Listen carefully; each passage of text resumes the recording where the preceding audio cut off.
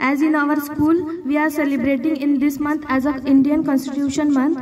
As yesterday, Diksha ma'am was given us information about right against exploitation, and now today we will see the right of freedom of religious in Article 25, 26, and 27. So, in Article 25, we know about the freedom of profess, practice and propagate religious. म्हणजे प्रत्येकाला आपल्या इच्छेनुसार धर्म मानण्याचा, आचरण करण्याचा आणि प्रचार करण्याचा अधिकार आहे. फॉर एक्झाम्पल तांजीन नावाच्या एक बौद्ध भिक्षूला उद्यानात पत्रिका पाठवून आणि सार्वजनिक सभा घेऊन आपल्या धर्माचा प्रचार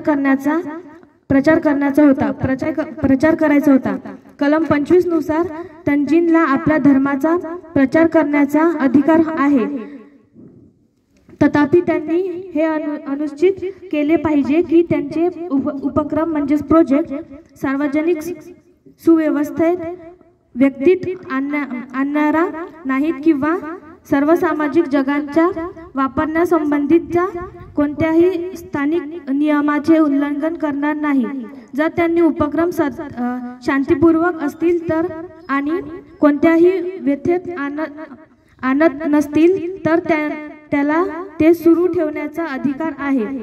या कलमाच्या अनुसार सर्वसामान्य माणसाला स्वतः इच्छेनुसार जगण्याचा अधिकार आहे. नाव we will start Article 26. In Article 26 is about freedom to manage religious affairs. In this article we will study 4 types. So first is establish institutions.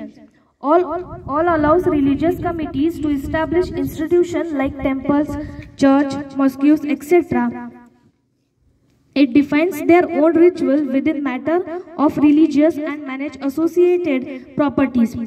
And second is manage religious affairs. In this article deals with the collective right of religious group to manage their internal religious administration and property. So now third, own and acquire properties. म्हणजे मालमत्ता मिळवण्याचा अधिकार. धार्मिक संस्था जमीन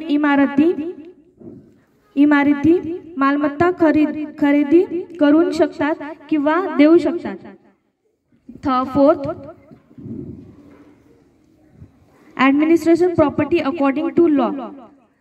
आपण 4 आता बघितले. First is establishment institution, second is manage religious affairs, third is own and acquire property, and fourth is administer property according to law. Now let's see Article 27. Article 27 is about the freedom of payment of taxes for promotion of any particular religion. म्हणजे भारतीय संविधानाचे कलम 27 हे कोणत्याही विशिष्ट धर्माच्या संवर्धनासाठी कर म्हणजे टॅक्सेस भरण्यापासून स्वतंत्र याची हमी देते. So article 27 is about taxes.